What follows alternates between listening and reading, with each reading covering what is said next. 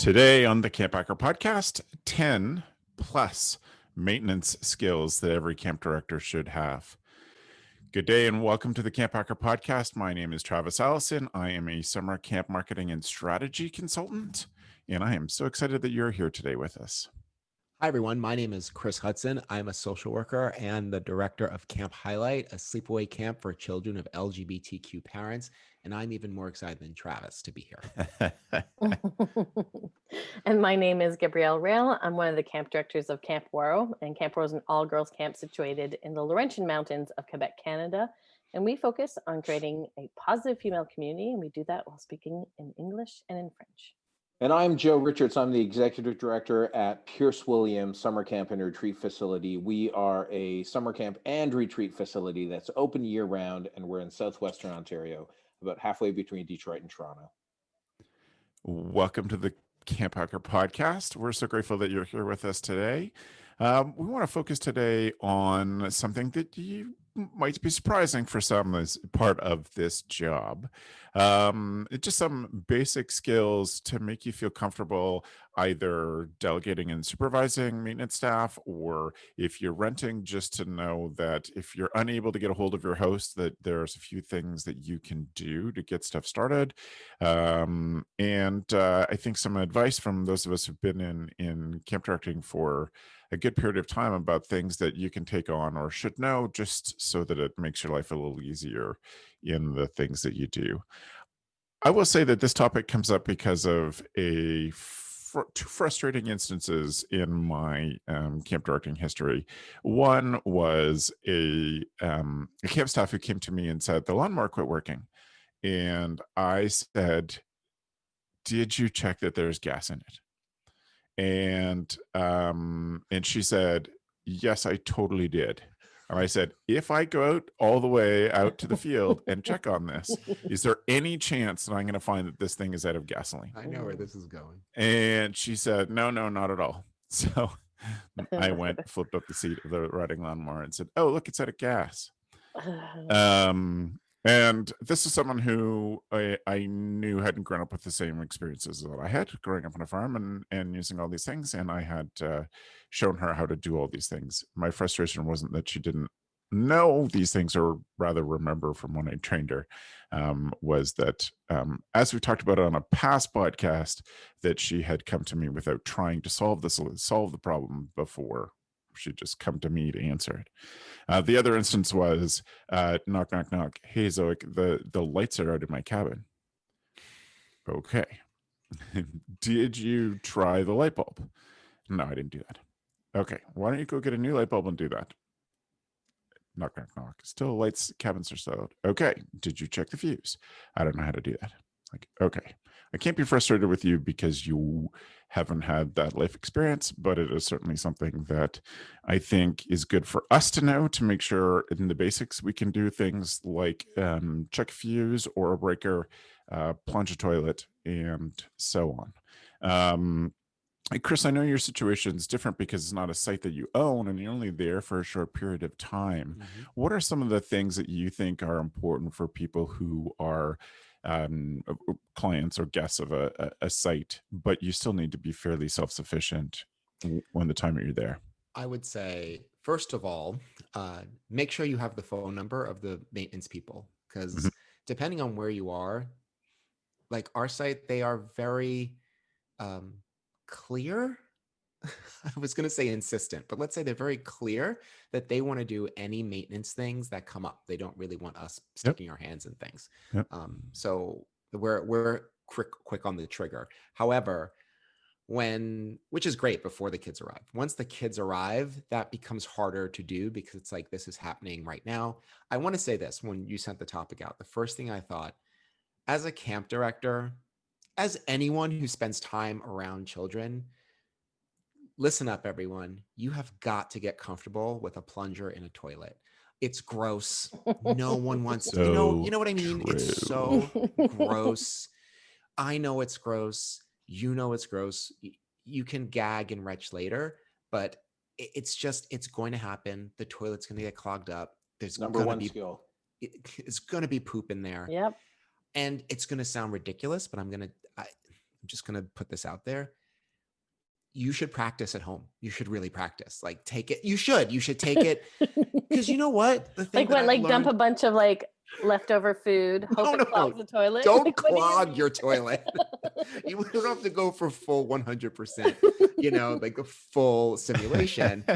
But you'd be surprised. What I learned when I was an RA in college, what I learned is how few people have actually plunged a toilet. Now, I've done it several times over my camp career, right? But every time it's totally gross. You totally don't want to get anything on you. But you'd be surprised. You get it done. It could be done in 5 seconds. Like you call, you stick the plunger in there, and all the kids are jumping down like, oh my gosh, it's overflowing. And the more you feed into that chaos and have to wait for someone to come and do the thing that you can do, just the longer the whole drama is going to go on. So that's my number one tip: learn how to plunge a toilet. And I think the other things, if you before we leave toilets, Chris. Yeah, before. Could I interject? No, let's just do a whole episode on toilets. Well, we could. Gab has done a whole camp code on poop before. Yes. So you should definitely know, and I love to practice it at home because there is an art to doing it without splashing. And that's what is worth the practice. And so there's lots of watch YouTube on how to plunge a toilet just so you feel comfortable with it, but there is an art to it that you only know once you start to not be splashy about it. The other part is how to lift the lid off the tank and pull the lever up that stops the water coming so that the flood stops. And even if you're a sufferer mine and you've gone through that step of lifting the lid, holding up the chain holding up the float so that the water stops, and you send a kid to me, I will happily plunge a toilet because you stopped it from overflowing. It doesn't happen every time with a plugged toilet, but it happens multiple times. So I would say that. So. I can't underscore what you just said enough. That's ideal. The other thing is that you can use a plunger for multiple things. I used a plunger today to plunge out our sink because there was a giant hairball, not my hair, and but then once we fixed it, it still didn't drain. And it's just knowing that a plunger is a multi-place tool. As long as you block the overflow valve in a sink, you can plunge your sink as well. I just learned something. There you go. That's excellent. Chris, I know you had something else. Was it toilet related? I could riff on toilets more because honestly, in 25 years of working at camp, this is the number one and the number two thing that comes up. It's toilets. I don't know what to say. When I think about maintenance, honestly, when I think about maintenance, like, yes, there's so much equipment at camp, there's so much grounds and facilities, but the first time, as soon as you sent this out, the first thing I thought of, real talk, was poop and vomit, because just knowing how to deal with those things, and it's real low tech stuff like mop, that kitty litter stuff, and a plunger will, if looking back at my career, would have solved about easily 65% of the issues that we had, maintenance related issues. So that's it. But I'm going to start with that.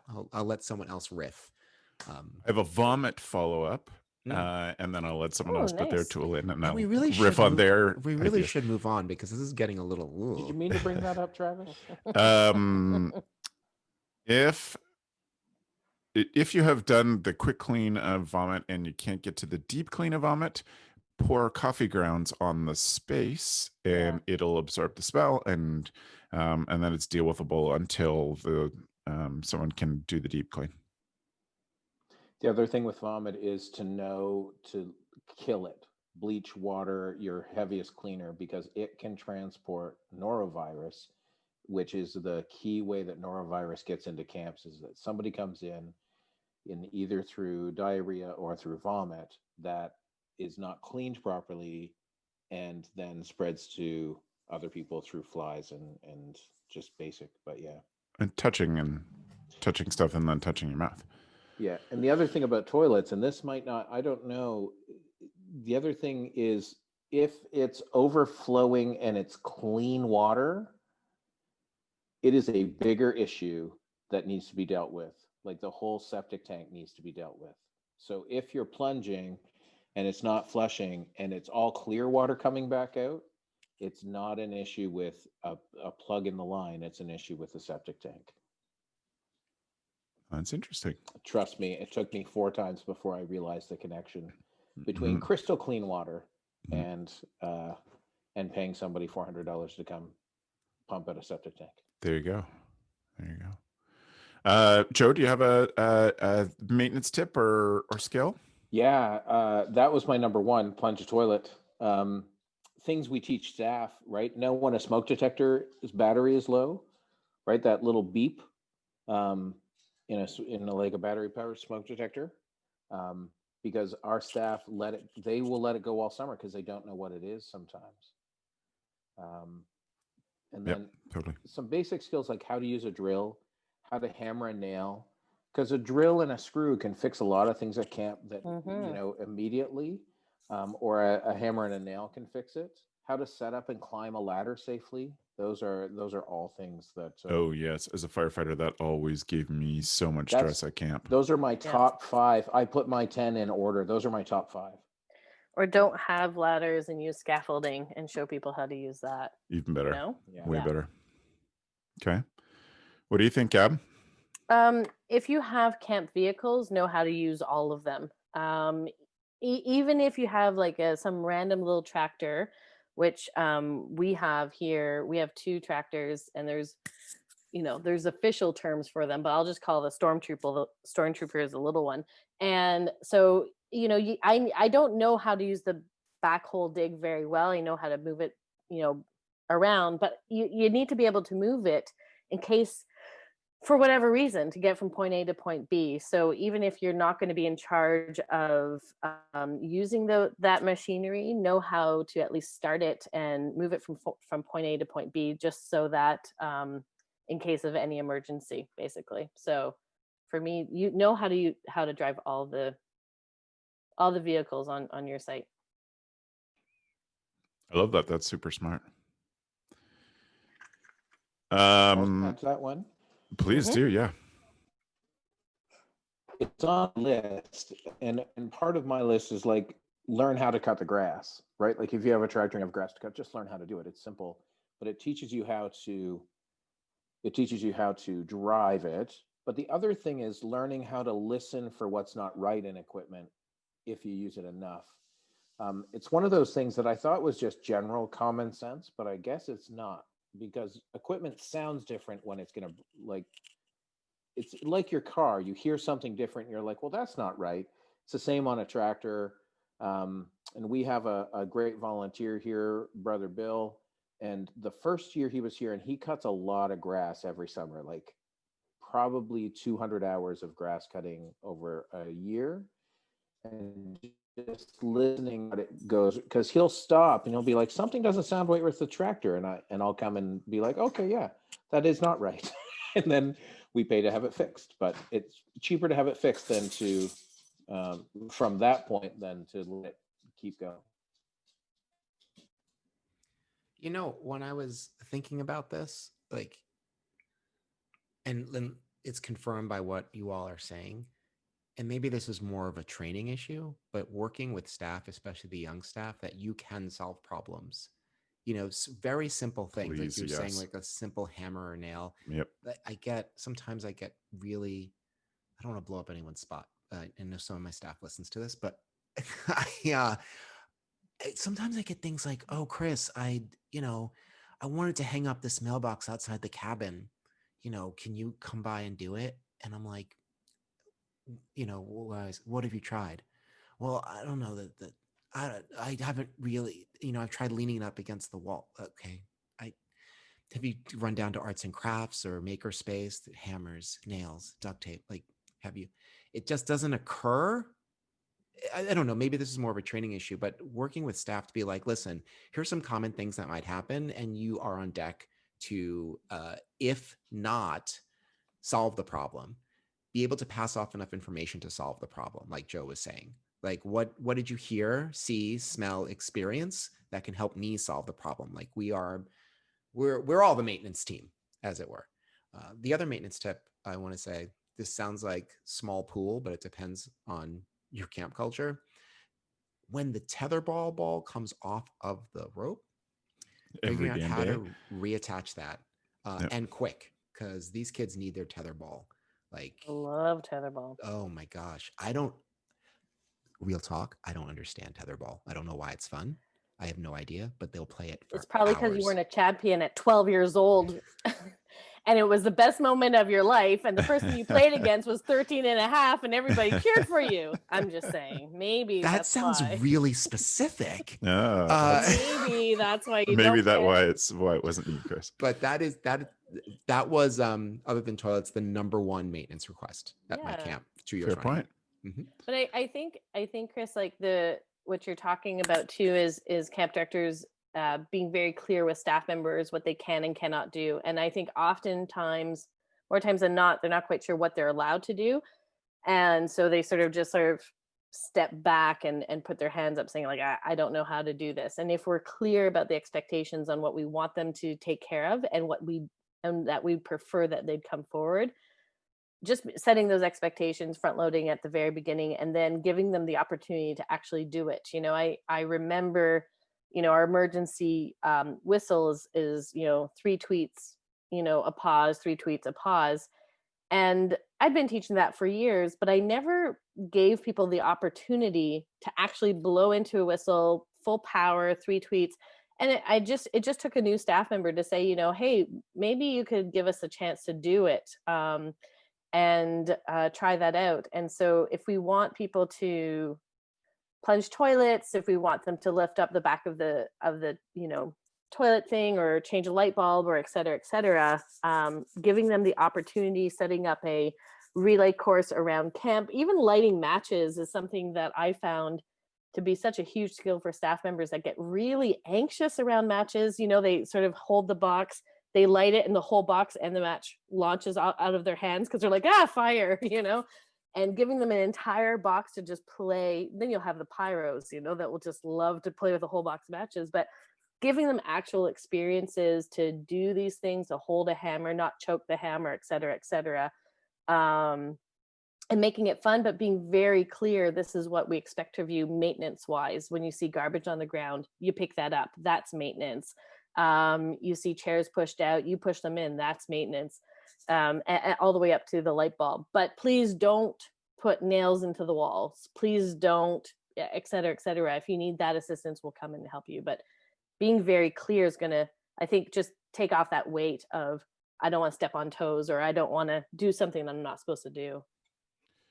And I think it's also important to understand, and this was something that required a lot of patience on my part when I first got started, was that, as I said already today, not everybody had the same experiences that I have. And something like that's not that weird that people would come to camp at 17, 18, 19, not have lit a match before, not have changed a light bulb before, not know where to look for a breaker. Like, in some families, that's not something that kids are taught, and that was something that I learned at a young age. So it requires some thinking, and I think a good camp director takes notes every year on things like, this is something I should make sure we cover every year. And stuff like, here are the common things that I'm surprised that others don't know how to do when they arrive at camp, because lots of people, this is their first job. They weren't cutting grass at 10 for their uncle like I was. And so just keeping that list and thinking about those things, and then giving them the skills and a chance to try it. And I love the idea of a fire starting session, which of course is getting to light matches, because it's things that they wouldn't do at home. Even at camp, they likely most of the time have had staff do it for them, and now they're first year staff, and they're like, God, I've never done this thing before. So it's good to keep that list and keep that going. When it comes to fires, at our site, they want to light all the fires for us, which is great. Putting fires out is something that we have to do on our own. And it's something that because staff will see a fire burning as we're all leaving and be like, hey, someone needs to put this out. I'm like, that someone is you. You can do this. And it's incredibly important, especially in a forest. Like if you see a fire and no one's around, like maybe you should put it out. That's a fantastic maintenance skill, I would think. I love the idea of a maintenance relay as part of training.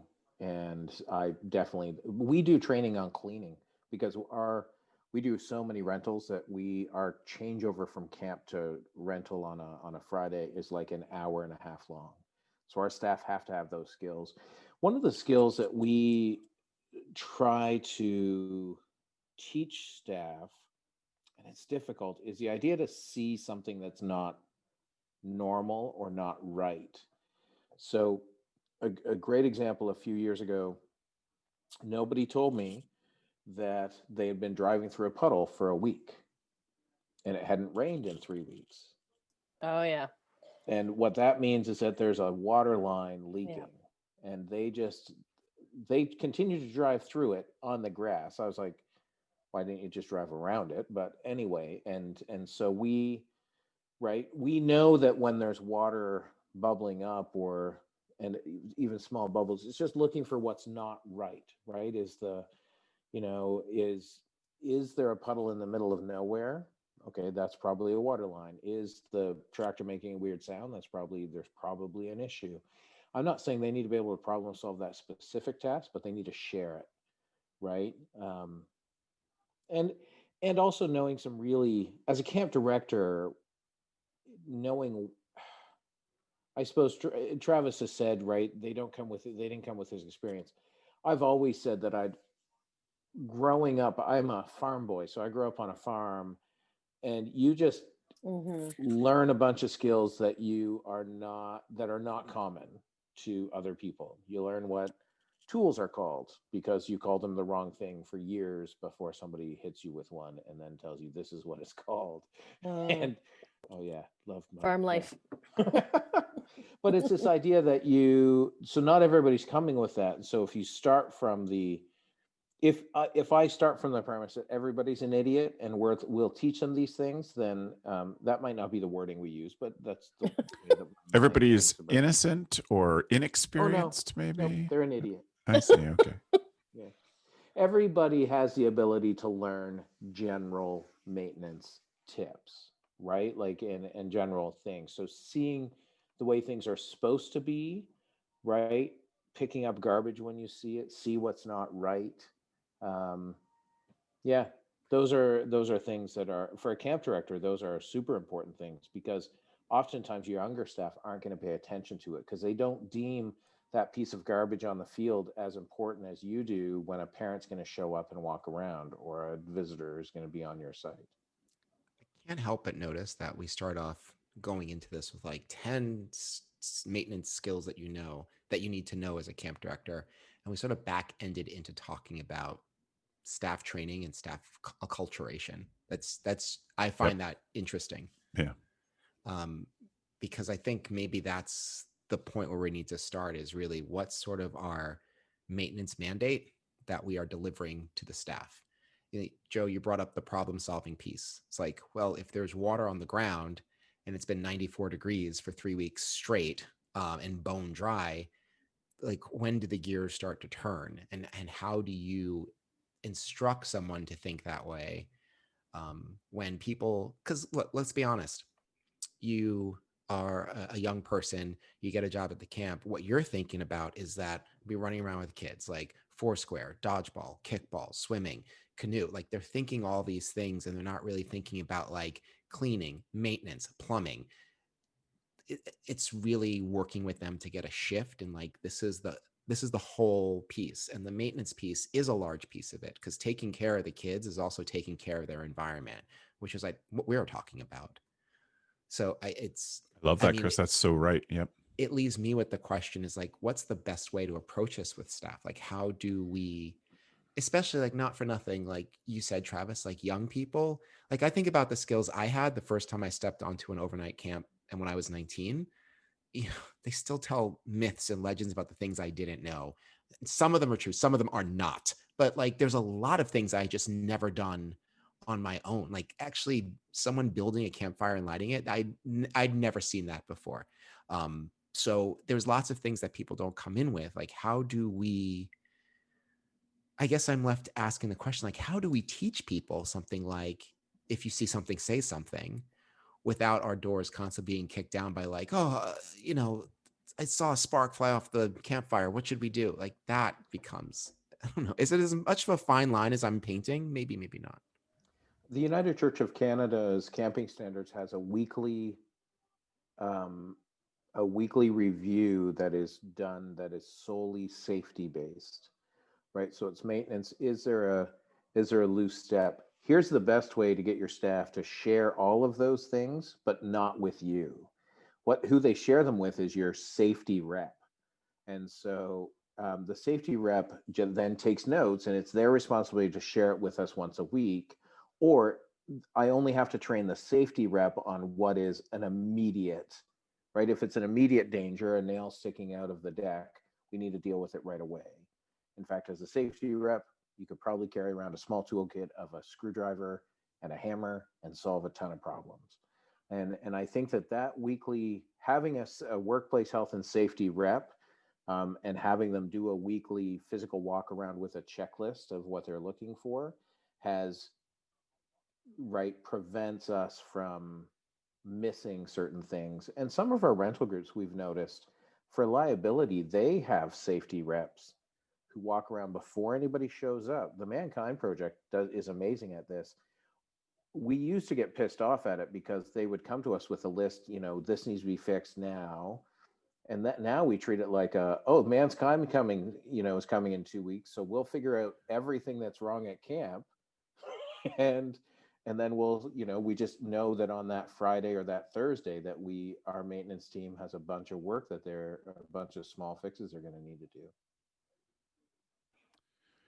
I think you've raised a really good point. I mean, certainly we can teach people to see, but I was thinking about the toolkit, and I would say that it is worth a camp director having hidden, where people don't know about it, your own little toolkit.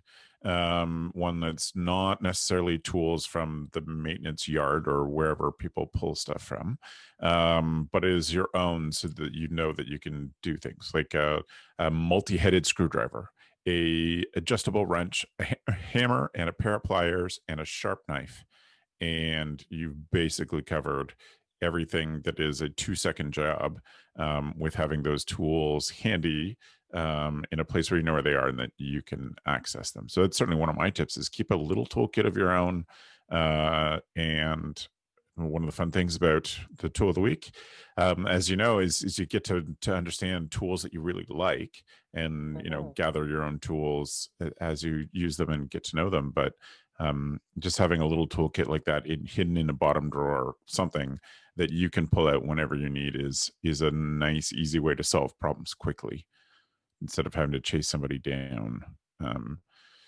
If you are allowed to make changes or fixes based on whatever your situation is. Other skills that I think, Chris, do you have something to add into that, or another skill? I'm just looking at my list, but you said it like right off the bat when it comes to like circuit breakers. That was my only other thing. Right. Is that Totally. There's a lot of like, in the Great Hall, the lights won't turn on. I mean, your story. I've actually said, have you tried the light switch? People are like, oh, with you, where brother. is it? Totally been there. And I'm like, so let me get this straight. You didn't look for the light switch. You came to find me to tell me. It's like, that's wild.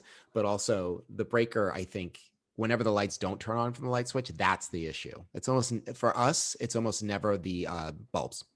So it's always the fuse blew. At one point in my life, I was a video DJ and did high school dances all across British Columbia. And it was a national company, so I would call back to Toronto if there was it took 4 hours to set up the show.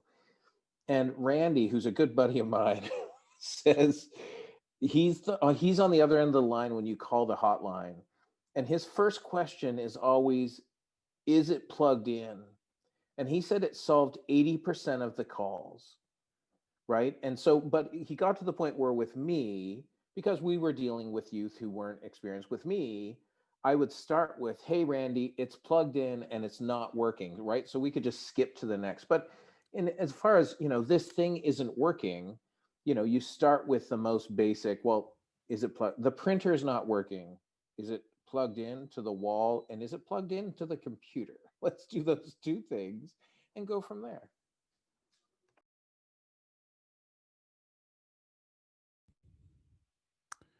Gab, did you have any other issues or things that you think people should know in this job to just do basic maintenance stuff? Yeah, I mean, and when we're talking about electric box, just anything that's the major turn on, turn off valves, gas, water, electricity, whether it's your own site or that you're renting it out, just know where all those things are, because if there's an emergency, you might have to turn them off. If there's something that goes, yeah. So just like gas, electric, and water, and something that I think will help camp directors in the long run. And if you don't, you're not a carpenter, but you may be looking at getting into a little bit of maintenance, learn how to replace boards. So boards in cabins, boards on steps, anywhere where there's some wear and tear on boards. You might not be able to build a building, but you can fix that first step before you go into the cabin. And that makes a big difference, like those steps can get broken or worn down, and you might not be able to call in somebody, a carpenter that can fix that. So I like, and screens as well. It's just things that will help your site look better. It's not necessarily safety issues, but learn how to reframe a screen, and there you go. And if you teach a couple of staff on rainy days when your staff can't do maintenance, then you're just taking down screens and getting those fixed and repaired and maybe just painted, and then it looks nice. So for me, if I was to take a little class, I would learn really more about board steps that you can repair, and also how to replace a screen. I think those are huge things, because with a step, it's a simple measurement. It's often not a fancy cut. And so that goes to learn how to use a basic saw, be it a handsaw or be it a chop saw. The last two I put on my 10 things, and then before the 10 good things to know, were know how to use a phone and know the maintenance contacts to call to repair stuff. So for you, Chris, that would be, right, the person on site.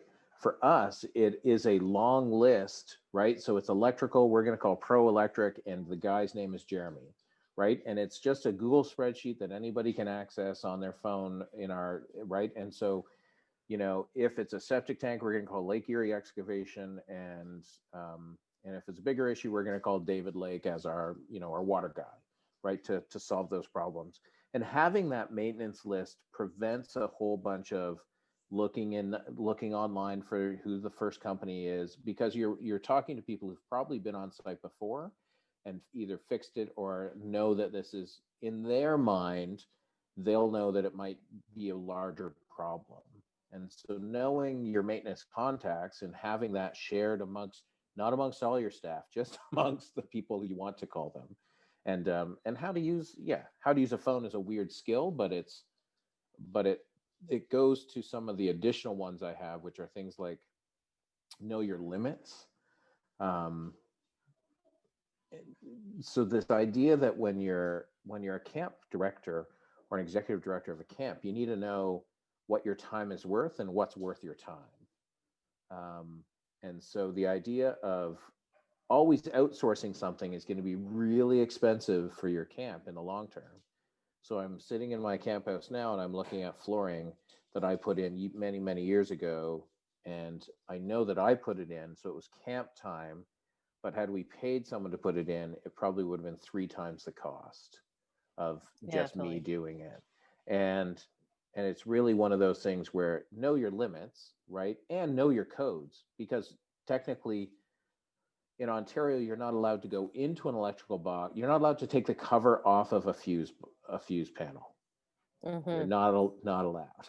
And that's just code. And so you have to know who your electrician is and know how friendly they are to you. And just it's things like that. And also that maintenance is better than repair, right? Doing maintenance on something to avoid repair, right? So putting a screw in when you see a screw is loose, that's maintenance. cutting a new board, that's repair. It takes a lot less time to Yeah. do maintenance than it does to do repairs. And I think that's a great tip, Joe, is that have a maintenance schedule and have a maintenance checklist and a maintenance practice, even if it's stuff that you're not necessarily comfortable with, that you can check off, oh, there's a problem that we need to escalate or bring in somebody or talk to our site host, whatever it is. Yeah,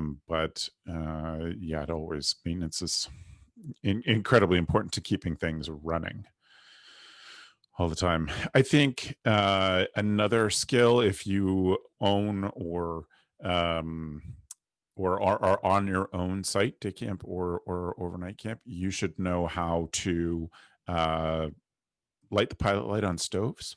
Yeah. The pilot light on a hot water heater if you have propane hot water heaters. Um, gas in some form, hot water heaters. All those things are pretty simple, but sometimes they're tricky to figure out. And so that again is back to know your site, know what you're able or expected to do, and who you need to, when you need to call somebody in. But some basic things like paying, if you're in a remote site and you're paying a plumber who's charging you from the time they leave their office or their shop to get the travel time to get to camp, to light a pilot light is not good camp spending. Well, for But plumbers, Travis, I told my son, he helped me today. I said that fix of taking out a hairball out of a sink, that could be up to a $400 charge to have a plumber come out and fix it. Right. And he's like, no way. And I was like, I did mention before you went to university that you could be a plumber, didn't I? I did say these things out loud. Yeah. Plumbing is a great racket. I'm just Sure saying. is. Yeah. Sure is. Yeah, I think that there are really right, Chris. This is about mindset in so many ways. It's mindset of, can I identify a problem? Can I see what can I identify that there is a problem? Can I see what the problem is? Can I figure out if I can try to fix it without doing more damage, or can I, find the right person to do it on staff, somebody from outside, whatever it is. I think that having comfort with this makes you more comfortable with the place. It gives you more ownership over the property. Even if you're only there for a short period of time in a year, you still feel like, there's that sign that I put back up that one time, and gives you a feeling that you did it. I have never in my life seen staff take better care moving dining hall tables that those staff were the ones who varnished the floor in the spring. Exactly. Yeah. That is a love lot of ownership. If you've been involved in the 1 week process to varnish the floor in the dining hall, then you're pretty good at getting people to lift tables and not slide them. I think also if you are a guest on a host site like Camp Mhm. Highlight is, it's having the conversation with the site people, the maintenance people, and having them come talk to the staff. Now that we are talking about this, it really is all about maintenance mindset. Like, what does it mean to maintain this? What does it mean to maintain? What's my responsibility as director, assistant director, all the way down to CIT? What's my responsibility? Is it my responsibility to report, or to repair, or to maintain? And I think it's having the host come talk to you about what, like, I think Gabz mentioned this, like, what is the expectation as we are guests on this site? What's the expectation? What do we handle? What do you handle? Where is our limit? Because my thing is, like, if you're in the dining hall and something falls off the wall, you see the nail give way and fall off the wall, but the hole's there, like, can you stick the nail back in and hang it back up? Sure, you can do that. There's no reason why you shouldn't, really. But that's not a skill thing, it's a mindset thing. And really comes back to training. Yep. Yeah. But That's I think the it hill I'm also, gonna die on. This is a training issue. it's also the idea of the right staff, right? So at camp, no matter where, whether you're on a host site or whether you're on a site you own, equipment is one of the most expensive things, like tractors, gators, lawn mowers, rototiller, right? Like all of those things, if you have them, cost more money than most things at camp. And what we talk about here is the right staff operating the equipment and the limits that staff have. So not just anyone can hop on a gator and drive out around camp. Many years ago, this was highlighted to me when we had some contract staff who were with us for a year and a half, doing a project to get our world camp started.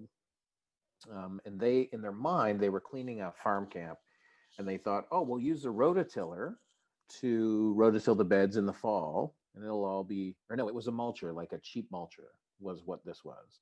And we had got it donated through a non-cash donation. And unknown to me, 9 months later, it came up in a meeting that it doesn't work anymore. And what had happened is they had used it 9 months previous, and it had stopped on them, and they couldn't figure out what was wrong. So then but they were afraid to tell me. And it wasn't a tool that we used a tremendous amount of time. In the end, what it was is that it was a brand new mulcher, and they didn't check for gas and oil, and they seized the engine, and they just thought they could fix that. And I was like, as a farm kid, I was like, nope. Like, that engine is a seized engine is like a giant paperweight. You just throw it away. But it's this idea of having the staff know their limits as well, right? That they can only, if it's a piece of equipment, you need training on it, and you need to sign off that you've been trained for our health and safety binder, so that you don't cut your finger off in the log splitter or in the saw, or right. And just safety and the right people working with equipment is huge. I think that it is a great director maintenance tip to, when you're thinking about those different levels, if there's a good visual system that people know, like, camp counselors can use anything that has green tape on the handle. You need to have training on anything that has yellow tape on the handle, or the handle has been painted yellow. And only 2 people can use things that have a red handle on them, because they are a chainsaw, or they're a $50,000 tractor, or they're, and so that visual system helps people to understand. Visual systems, I think, are one of my favorite maintenance tips, and such a great way to impacting the budget is a visual system being, here's a wall of tools. Everyone has its exact place. If you take it from there, you put it from there. But if I take it off a pegboard and I turn around 3 times, I'm going to know exactly where it goes back, because there's a hole or a stencil where that tool fits back in its place. And there are, here's the entranceway to the maintenance shed that has basic green taped handles, screwdrivers and hammers and wrenches. And then there may be red handled screwdrivers and wrenches, because they're the professional level ones that we know. We want you to use these things, solve problems, but there are ones that you can't use. But having a nice visual system that says, this thing is missing, or I'm returning this thing and now I put it back and it's in the right place.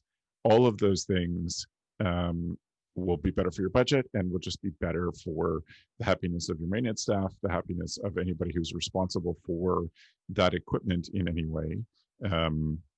There. And I would say another follow-up tip to that is, there are times when you have to accept that, yes, this is summer camp and this is just things we're doing for kids, but it's much better sometimes to invest in industrial strength equipment instead of cheap tools that you just keep replacing all the time, but invest in things that are industrial strength, because they will last, because it will put up with being handled by people who aren't super experienced using them, and they can handle those things. If you're looking at great wrenches that aren't broken by being set down in the dirt because they're industrial strength, professional wrenches, that's probably a good investment for you. Although I would definitely red handle things like professional Snap-on tools, but a visual system do that. To that point, and sometimes the investment is well worth it.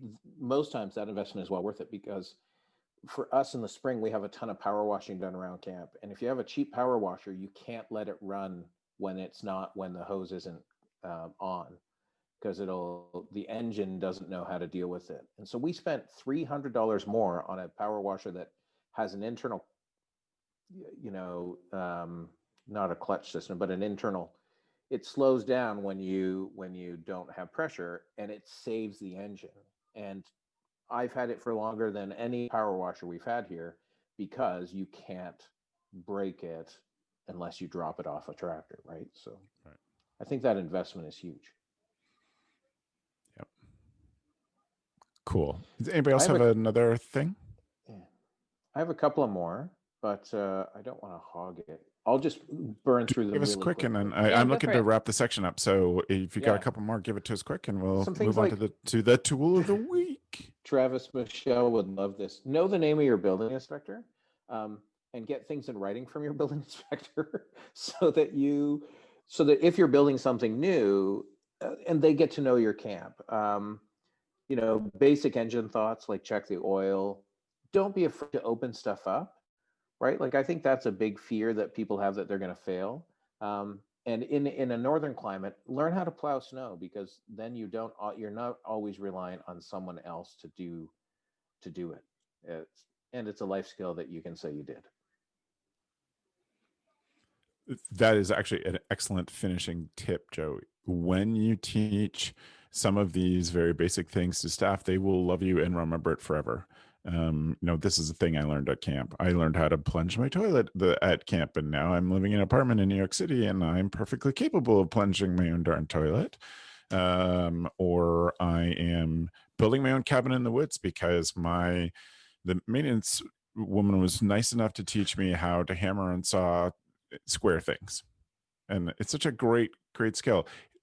I mean, it's been years since I first started as a camp director. I can't tell you the number of things that people have come up to us, what we used to call life skill sessions, which is some of this maintenance stuff, plus, how to check the oil in your car and change your tire. The number of times people have come up to me and said, I use that all the time and always think of camp. Mm-hmm. Great. Thank you all. So now we're done talking about tools. We're moving on to our tool of the week. So thank you all for those. Is there something specific that you brought today that you feel makes you a better camp director, that you would love to share with somebody else? Chris? Absolutely. So I was introduced to this a year ago. It's a website and an app on your phone now, a website, native-land.ca. It is run by a nonprofit that it overlays on a map of the world the indigenous tribes and peoples who inhabited the land in which you stand right now. It is a font of information. Once you find the nation, it has links so you can learn more about them. It goes to the website of that tribe, the nation, and you can learn more about it. And no land acknowledgements are a thing now. That makes it way easier. And I think it's really important, especially because the way that camp is in North America and sort of the things that were borrowed, stolen, and appropriated from indigenous people. I think it's important to bring to our staff and our kids and our families a real understanding of that history of camping, but also the history of the people's land that we are on, teaching outdoor and wilderness skills. So I love it. I just click around and I've learned so much. It's so great. And it's available on the Google Store and the Apple iStore. I don't have an iPhone. What do you call it? The Apple, Google, the iStore. The iTunes Store? The iTunes Store. Thank you. Yeah. So download it today and find out who lived where you live now. And also a very small but worthwhile first step for summer camps to start to acknowledge some of the cultural appropriation we have done through summer camp for the last 120 years. Thanks, Chris. That's a good one. My tool of the week is an app that I love. I'm often surprised that others don't use it. It's called Franz, F-R-A-N-Z, or F-R-A-N-Z. And like all of these, if you go to camphacker.tv/podcast, this is episode 135. You'll see these listed there. Franz is an app that you install on your computer that pulls together all of the messaging apps that you use on your phone into one app on your computer. So you can put Slack in there. So all of the Slack teams that you're on, I have WhatsApp on my computer. I have Facebook Messenger in this app. I have Google Hangouts because Joe is the only person who responds to me on Google Hangouts, but I want to make sure that I respond to him. All of those things are tied together on my computer, and text messaging as well. So it's all in one place. I'd love to find the same one app for my phone that puts all the messaging into one place, but it's Franz, it's free, and I use it all the time, every day. It's a really, really great choice, so I don't have to dig up my phone all the time. I can answer stuff and text people or message them, and it's all in one place, which is so good. Gab, what's your tool? My tool is a chainsaw. It's the Black & Decker 10-inch 20-volt chainsaw. It doesn't take gas. It's battery powered.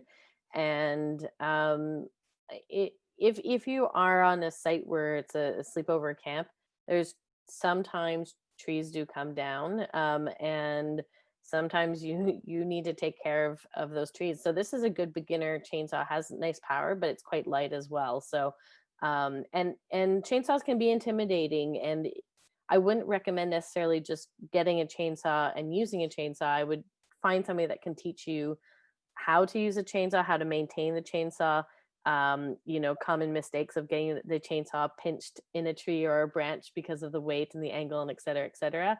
But it definitely can help with a lot of confidence. And just two years ago, our head of maintenance, pretty much everybody that knows how to use a chainsaw was off of camp. And we had one of those massive gusts of wind that was almost like a sneeze from God and knocked down 8 trees. We were all indoors and we have those protocols, but it blocked our road for access. So it was nice that some of us knew how to use the chainsaw. So this is a nice, easy beginner chainsaw. I love it. That's a great one, Gab. Thank you. You're welcome. Joe? My tool is a multi-head screwdriver, which I had a different tool, but this one makes more sense with this conversation. Mm-hmm. It's called the Pickwick, and I was just on their website, and literally one of the testimonials is, if Chuck Norris was a screwdriver, he would be a Pickwick. I was introduced, I know, I laughed too. I was introduced to Pickwick. I was introduced to Pickwick when one of our camper parents was helping us put in doors during a fire order a couple of years ago. And he said, it is the tool as a door installer that he uses the most. The benefit of having a multi-head screwdriver, period, is amazing. All Pickwicks are magnetized as well, which if you've dealt with screws, you know that having a magnetized one to hold it on. And all of these bits also work in drills. So you just pop it out and you can put in a drill. So it is, I'm looking here, they have a wide variety. And today in the office, we were joking about it because we did some work today with the Tiny Turner, which you can do eyeglass repair with the Tiny Turner Pickwick. And I have a stubby that stores in, like Travis said, I have a tool. We have a toolkit in our office, and I have a stubby that Pickwick that sits in my desk, and I use it to put screws in walls and to hang things. And it's just it is a great and fairly inexpensive, like $10-15 per, and it'll last a lifetime. Excellent choice. Excellent thematic choice, as well as a tool that I have used for many years. All right. Well, Chris, if people want to follow up with you, how can they get in touch? They can follow me on Instagram at PlanetChris1, or you can follow Camp Highlight at Camp Highlight, or you can write me an email, chris@camphighlight.com. Excellent. Joe, how about you? If people want to see some of my camp writing and whatnot, they can go to yoyojoe.com. And if they can send me an email from there, or they can send me an email at my camp address, which is joe@campisbetter.com. Life is good. Camp is better. .com. Gab? You can follow me on Instagram at Gabrielle Rail with 2 L's. And you can also message me there. That's the best place to get in touch with me. If you want to check out where I work, you can go to waro.com. We have a new website, so that's exciting. And if you click on the emails there to get in touch with me, somebody from Camp Waro will also get in touch with me that way. Your new site is pretty. Thank you. Well done, Gab. Thanks. And when Gab says we have a new site, what she really means is I built a new site for us and did all the artwork. So good work, Gab. Thanks. So thank you to the three of you for sharing your insights and ideas, and appreciate spending time with you. It's always such a pleasure to have an hour with you every couple of weeks, and I'm grateful. And I'm grateful to have an hour with you folks as well. We appreciate that you've sat down and watched us on YouTube, and or you've taken us on a walk with your dog or doing the dishes. And that's always just fun to imagine all the different places in the world where we go on adventures with our listeners. So we're grateful to hear that.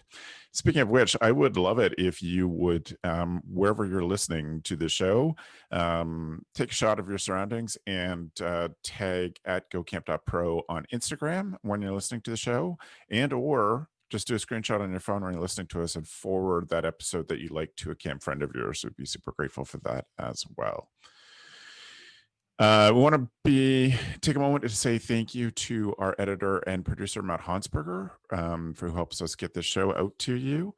And really thank you to those folks who keep the show going and support us with helping to cover Matt's costs by supporting us on Patreon, patreon.com/CampHacker.